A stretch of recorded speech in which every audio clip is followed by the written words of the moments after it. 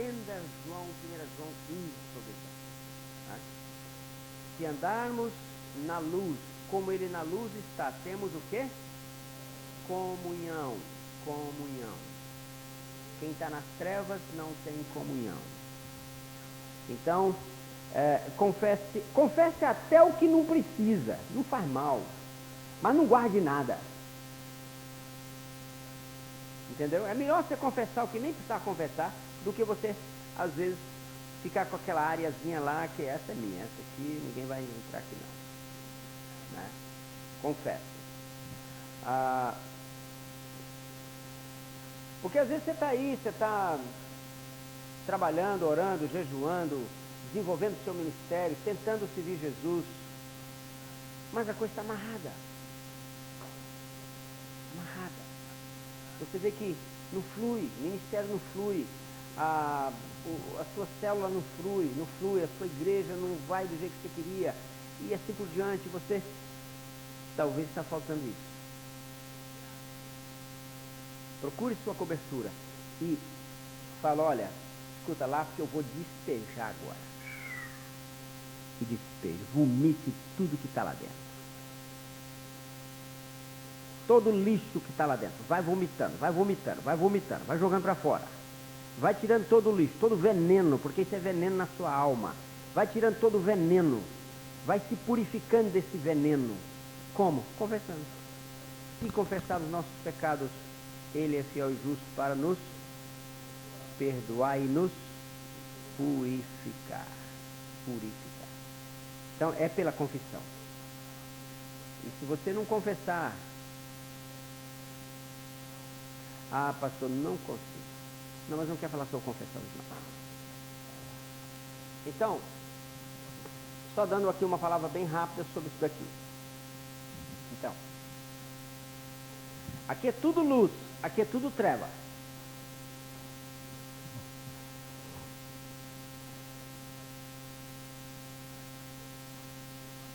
Santidade.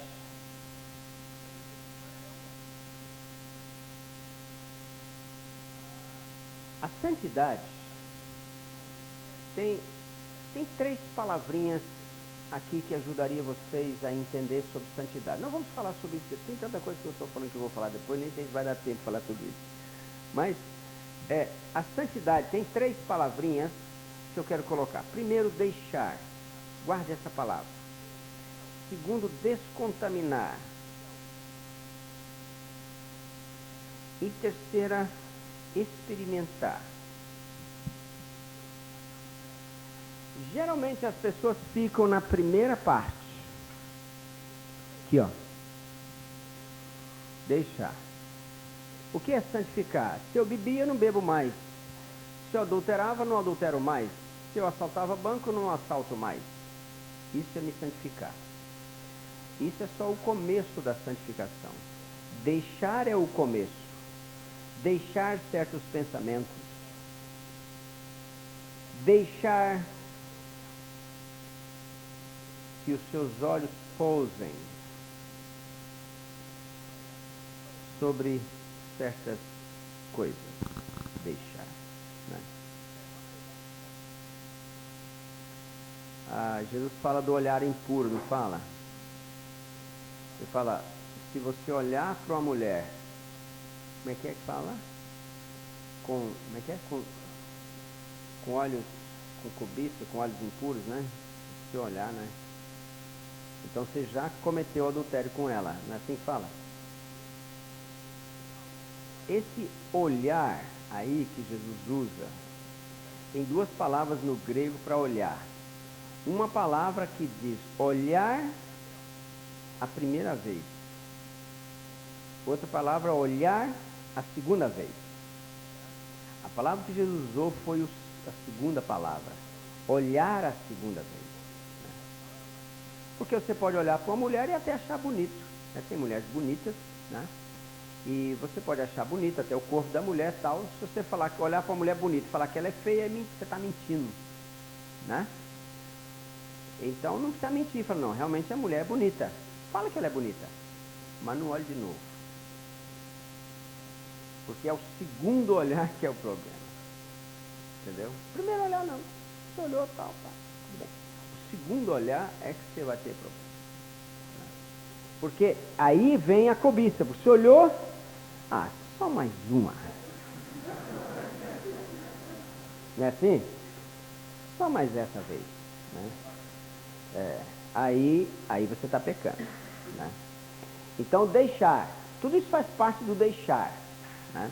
Mas não é só isso. Descontaminar. A descontaminação é um processo mais profundo. E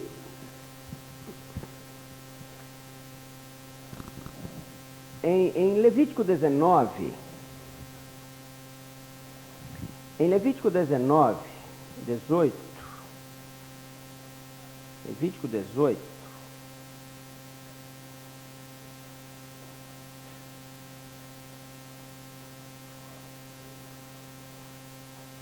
por exemplo, o versículo 23. Se você quiser aprender sobre santificação, estude o livro de Levítico, viu, irmão? O principal livro da Bíblia que ensina sobre santificação é o livro de Levítico. Escreva isso. Escreva isso aí, ó. O livro de Levítico é o principal livro da Bíblia para nos ensinar sobre santificação. Olha o verso 20. Nem te deitarás com a mulher do teu próximo para te contaminares com ela. 23. Nem te deitarás com o animal para te contaminares com ele. 24. Com nenhuma dessas coisas vos contaminareis. O que é isso? O que é contaminar? O que será isso? Contaminação seria essa. Verso 25. E a terra se contaminou. E tem muitos versículos na Bíblia sobre isso. Né? Verso 28. Não suceda que a terra vos vomite, havendo a vós contaminado. O que seria isso? Em 1 Pedro 1,19 diz: mas pelo seu precioso sangue, como de cordeiro sem defeito e sem mácula. O sangue de Cristo. Esse sem mácula aqui, tem algumas versões que diz incontaminado. Aí na sua fala incontaminado não? Mancha. Aqui na minha diz também mancha, fala mácula. Mas algumas versões diz incontaminado.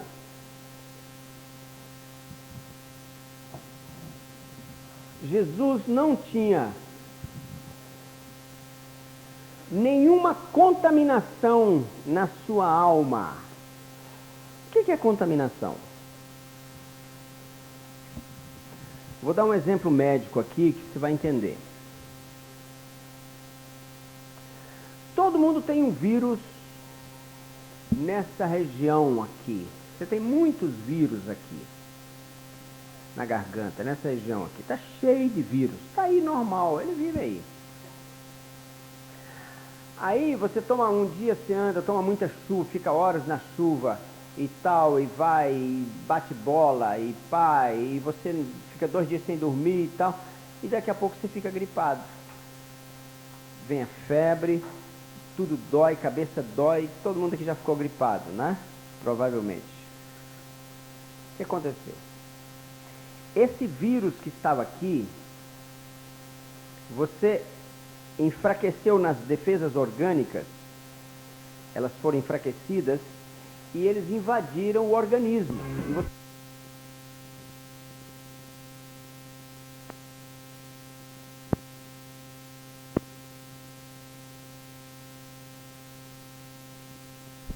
Então,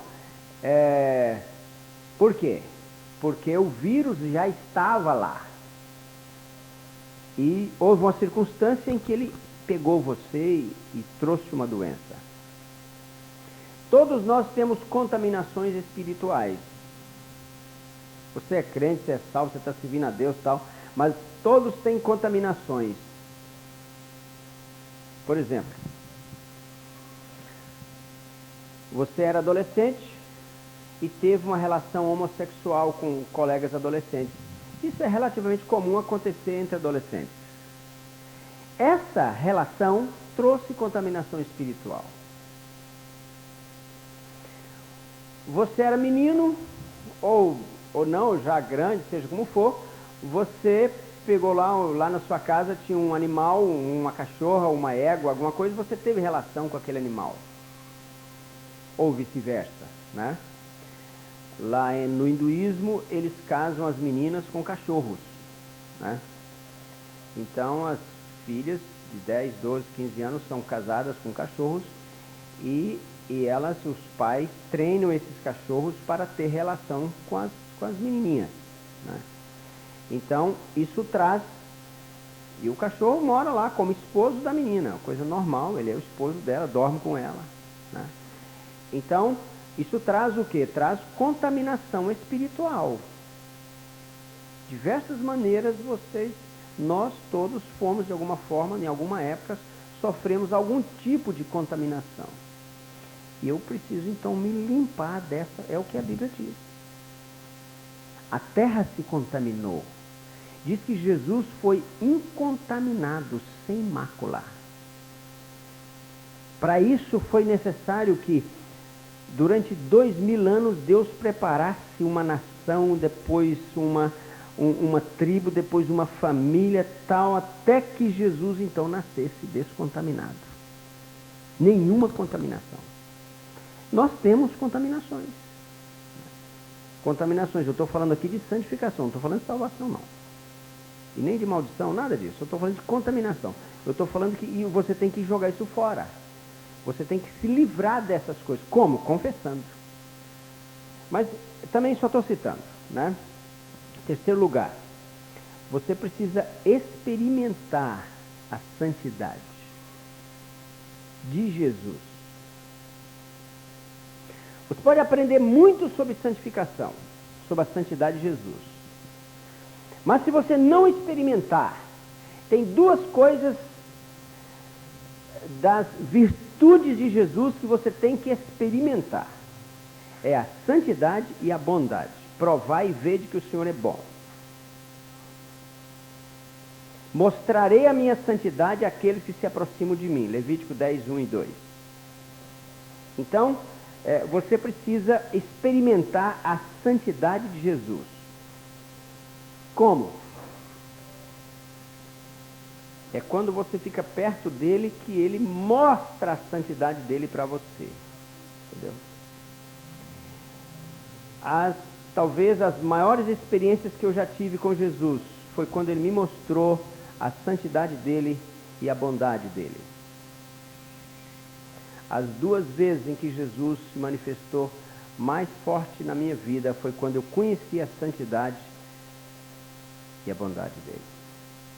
E você precisa ter essa experiência. Não basta conhecer no papel, não basta ter a informação.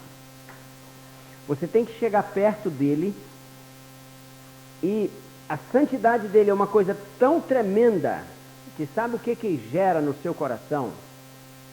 Temor. Um profundo temor. O que faz a gente abandonar o pecado, as práticas pecaminosas, não é porque eu sou bonzinho, não. É o temor. Temor de Deus. É quando eu conheço a santidade de Jesus, é que eu sou cheio do temor dele. Então você precisa conhecer a santidade de Jesus se você ainda não conhece de uma forma experimental, porque isso aqui não adianta falar. Eu posso falar para vocês que quiabo é muito bom. E é. Um prato de quiabo é coisa muito desejável. Mas você tem que experimentar. Eu posso falar para você aqui a aula inteira que quiabo é bom. E quiabo frito, quiabo assado, bolo de quiabo, quiabo não sei de quê, quiabo não sei o quê. Eu posso falar. Você Mas se você não experimentar o quiabo, você não vai... Você tem que experimentar. Mesma coisa aqui, né? Então diga para Jesus que você quer experimentar a santidade dele, né? Santidade, verdade, justiça e bondade, né? Não vou falar sobre isso aqui agora não. Mas a estrutura da nossa vida espiritual tem que ser essa. A base é o amor.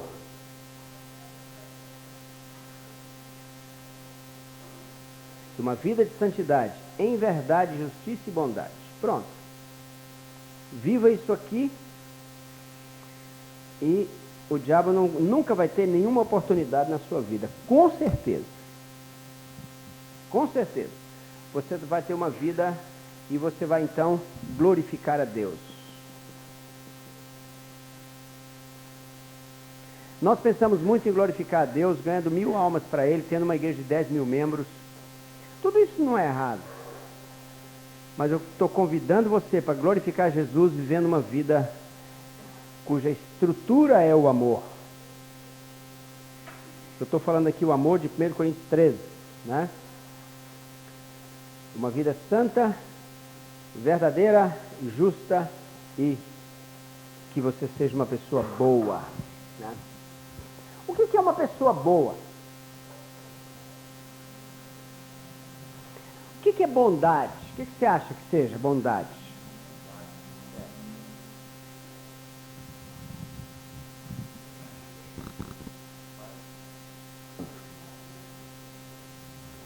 A palavra bondade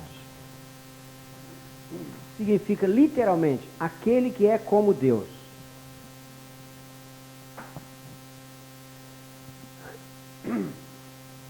Então, na medida que se anda em santidade, que começa aqui, ó, e termina aqui. Na medida que você vai crescendo para cá, você vai se tornando como Jesus. Então, a bondade faz parte do caráter mais profundo de Jesus. É a essência daquilo que ele é. Então não tem como definir. É o que ele é. É isso. O que ele é. Provar e ver de que o Senhor é bom. Você tem que provar. A bondade tem que ser provada também. Você tem que experimentar.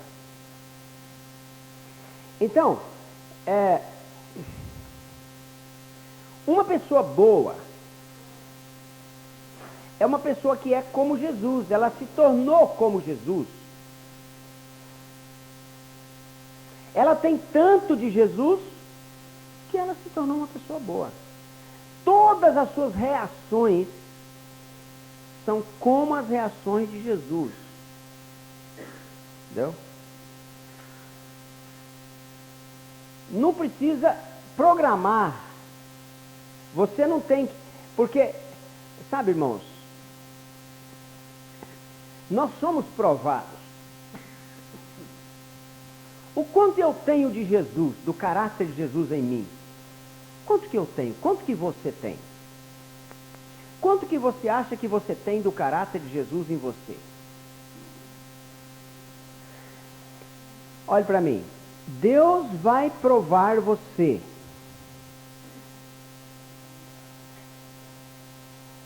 Nisso aqui. Você vai ser provado nisso aqui. Saiba disso. E você não pense que você vai ser provado. Se Jesus vai falar, semana que vem eu vou provar você. A prova vem de repente. Pô, aconteceu. Entendeu? Quanto você tem de Jesus? A prova vem de repente.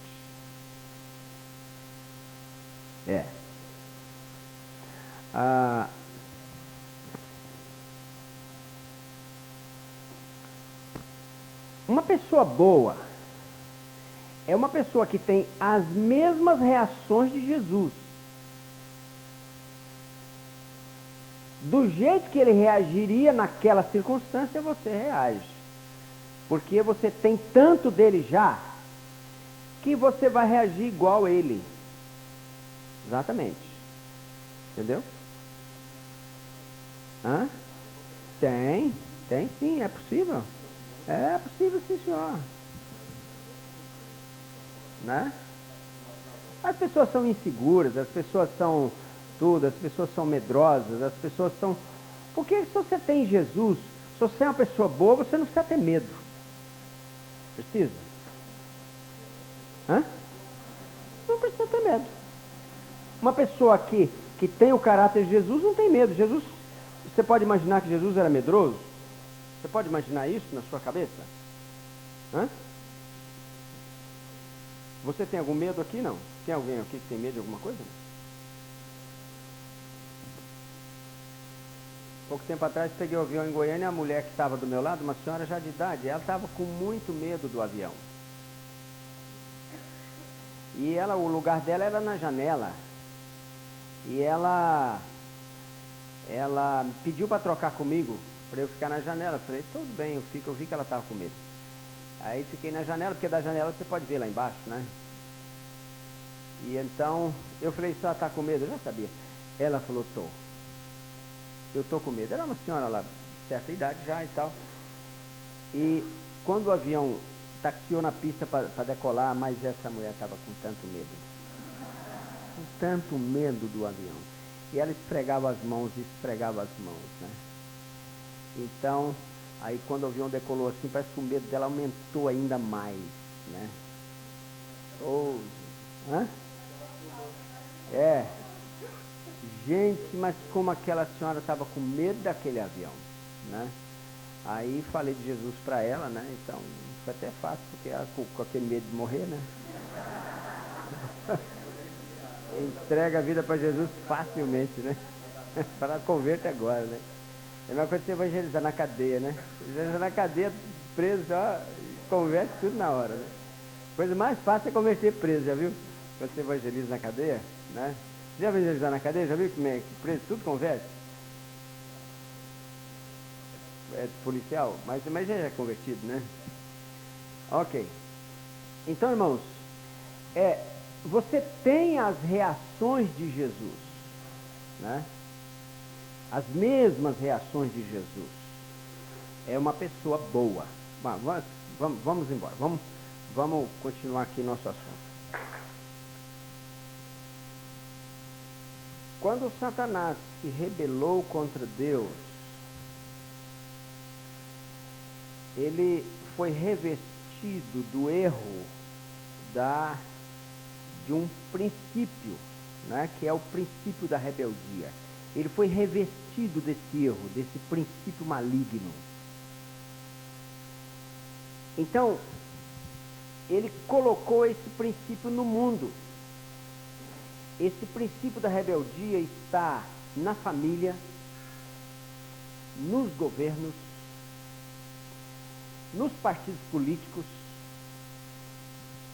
Esse princípio da rebeldia está nas esposas, nos filhos, nos jornais, na televisão. O diabo, ele colocou esse princípio muito forte no mundo. E eu acabei sendo influenciado por ele.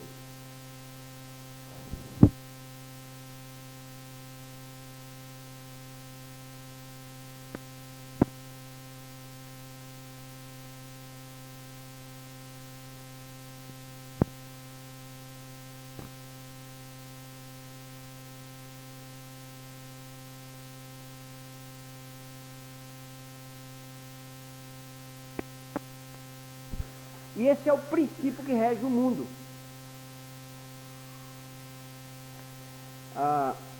Na década de 40, um homem chamado Teilhard de Chardin escreveu um livro sobre educação de filhos na França.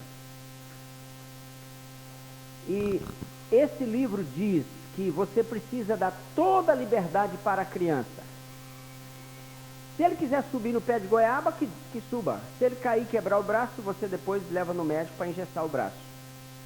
Mas não diga para não subir. Se ele quiser meter a mão na tomada, deixa ele pôr a mão na tomada. Tudo bem. Não bata na criança, isso traumatiza a criança. Não pode. Essas ideias de Teilhard de Chardin, através dessa obra que ele fez, ele montou lá uma escola padrão, uma escola modelo na França, que se espalhou pelo mundo. E hoje, no Brasil, a maioria das escolas primárias são baseadas nas ideias de Teilhard de Chardin. A maioria das escolas primárias no Brasil. Ele era evolucionista.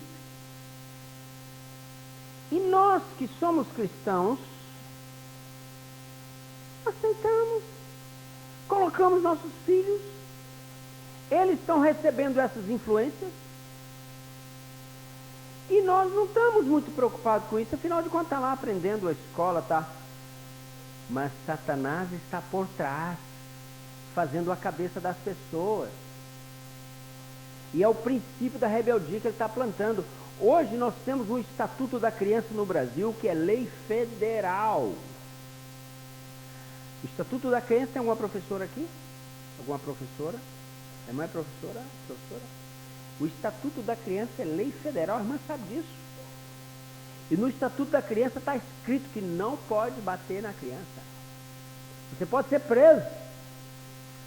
Se você usar a vara na sua casa contra seu filho, o vizinho escutar, e na delegacia fizer uma denúncia, pegar o telefone, telefonar, o delegado vem e prende você, porque você está usando a vara, fazendo uma coisa que está na Bíblia. Usar a vara, está na Bíblia. Porque nosso sistema está contaminado pela rebeldia. Pela rebeldia. Eu trabalho com casais tem muitos anos, conheço um pouco a respeito desse assunto. E eu diria que 100%, perto de 100%, eu diria 100% dos casais que têm problemas no relacionamento, a esposa não é submissa ao marido. O marido tem problemas também, em outras áreas, com a esposa. Mas em praticamente 100% dos casos, a esposa não é submissa ao marido. Por que ela não é submissa? Porque todo o processo no Brasil é para a rebeldia, não é para a submissão. E as mulheres, as moças, aprenderam isso. Elas aprenderam que são independentes. E elas aprenderam um conceito de esposa, de ser mulher, de ser esposa, muito diferente daquele que a Bíblia ensina. Agora casam e vão ter conflitos com seus maridos. Pastores com problemas, obreiros com problemas, no relacionamento com suas esposas, com seus maridos. Por causa desse princípio que está, do qual a nossa sociedade está eivada desse princípio. O princípio da rebeldia. Nós caminhamos, a nossa sociedade caminha nisso daí. Agora, precisamos desfazer essa torre, jogá-la pelo chão e buscar entender o princípio da palavra em relação a isso. Por causa disso, a grande maioria dos pastores não andam debaixo de cobertura espiritual. Porque não entenderam o princípio da autoridade sobre a vida deles. Então não andam debaixo de cobertura, e se não andam debaixo de cobertura, estão muito mais sujeitos a errar. E os seus ministérios ficam amarrados por causa disso. Estou cansado de ver isso. Pastores, homens de Deus, homens ungidos, poderiam estar prosperando, crescendo, suas igrejas fluindo. Não estão. Por causa disso. Porque estão sozinhos. Não sabem o que é andar debaixo de cobertura. Esposas que não sabem o que é ser submissa. Filhos que não sabem o que é obediência aos pais. Não sabem honrar os pais. Então, é uma série de coisas, irmãos, que amarram a nossa vida espiritual. Mas tudo tem a mesma base, que é o princípio da rebeldia, que é o princípio que rege o mundo. Quando Deus fez o contrário, o que deve reger o mundo é o princípio da autoridade, o princípio da obediência. Esse é o princípio de Deus. Mas o diabo inverteu o princípio de Deus e estabeleceu o seu princípio. Afinal de contas, o mundo, a Bíblia diz, o mundo jaz no maligno. E os princípios que regem esse mundo são os princípios de Satanás. Por isso é que nós temos tanto problema. Esse mundo vai de mal a pior, sim ou não? Ou vocês acham que